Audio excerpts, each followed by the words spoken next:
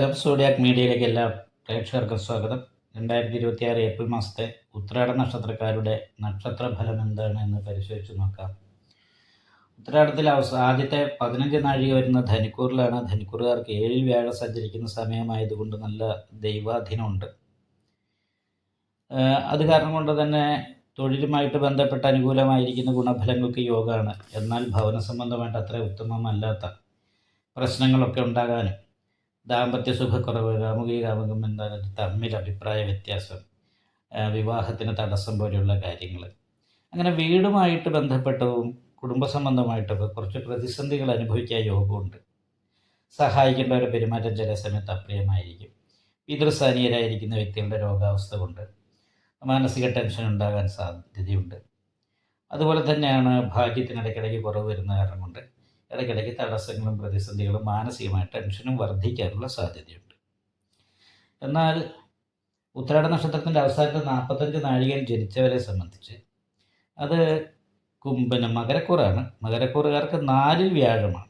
അപ്പം 4-ാം ഭാവത്തിൽ വ്യാഴം നിൽക്കുമ്പോൾ 10-ാം ഭാവാധിപതിയായിരിക്കുന്ന ശുക്രൻ 4-ാം ഭാവത്തിൽ നിന്ന് 10ലേക്ക് ദൃഷ്ടിയുള്ള ചെയ്യുന്നത് കൊണ്ട് കുടുംബ സംബന്ധമായിട്ടും കർമ്മസംബന്ധമായിട്ടും അനുകൂലമായിരിക്കുന്ന ഗുണഫലങ്ങൾക്ക് യോഗമുണ്ട്.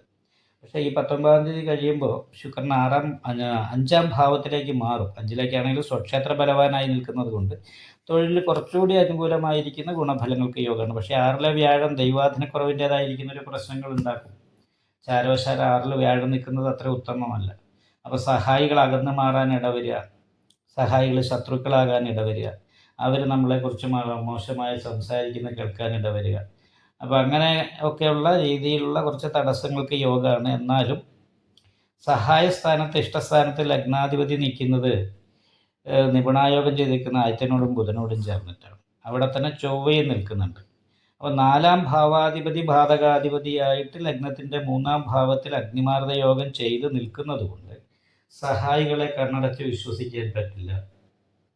അവർ ദുഷ്പ്രചരണം പോലെയുള്ള കാര്യങ്ങൾ നമ്മളെ ബുദ്ധിമുട്ടിക്കാൻ സാധ്യതയുണ്ട്. പ്രത്യേകിച്ചും കളവ് പറഞ്ഞു എന്ന് പറയുന്ന രീതിയിലുള്ള പ്രശ്നങ്ങൾ. പിന്നെ അവനവൻ്റെ തന്നെ എടുത്തുചാട്ടം പോലെയുള്ള കാര്യങ്ങൾ, ശ്രദ്ധക്കുറവ്, ഈ 2 കാര്യങ്ങൾ കൊണ്ടും സഹായികൾ ശത്രുക്കളാകാനും അവനവന് തന്നെ അലസത, നിരാശ, ഉന്മേഷക്കുറവ്, ഇതിങ്ങനെയൊന്നും വേണ്ടായിരുന്നു, ഇങ്ങനെയൊന്നും പ്രവർത്തിക്കണ്ടായിരുന്നു, ഇല്ല പറയണ്ടായിരുന്നു എന്നുള്ള ചിന്തകൾ, ഇങ്ങനെ മനസ്സിനെ പിന്നോട്ട് വലിക്കുന്ന അവസ്ഥയിലൂടെ കടന്നു പോകാൻ ഇടവരാൻ സാധ്യതയുണ്ട്. പ്രത്യേകിച്ചും ദൈവാധീനം കൂടി ഇല്ല എന്ന് പറയുന്ന ഒരു അവസ്ഥയുള്ളത് കാരണം കൊണ്ട് വളരെ ശ്രദ്ധിച്ച് തന്നെ മുന്നോട്ട് പോകേണ്ട ഒരു മാസം തന്നെയാണ്. 6-ാം വ്യാഴമാണ്. അപ്പോൾ ഈ മാസം അത്ര ഗുണം പറഞ്ഞുകൂടാ. അഷ്ടമത്തിലാണ് കേതു. നടുവേദന പോലെയുള്ള പ്രശ്നങ്ങൾ ഉണ്ടാകാൻ സാധ്യതയുണ്ട്. അടിവയറ് സംബന്ധമായിട്ടോ സംബന്ധമായിട്ടുള്ള രോഗാവസ്ഥ കാര്യങ്ങൾക്ക് യോഗമുള്ള സമയമാണ്. സാമ്പത്തിക ഞെരുപ്പൊക്കെ ഉണ്ടാകാൻ യോഗമുണ്ട്. 2-ലെ രാഹുവാണ്. നന്നായിട്ട് സംസാരിച്ചാലും ചില സമയത്ത് കേൾക്കുന്നവർക്ക് അപ്രിയമായിട്ട് തോന്നാനിടവരും.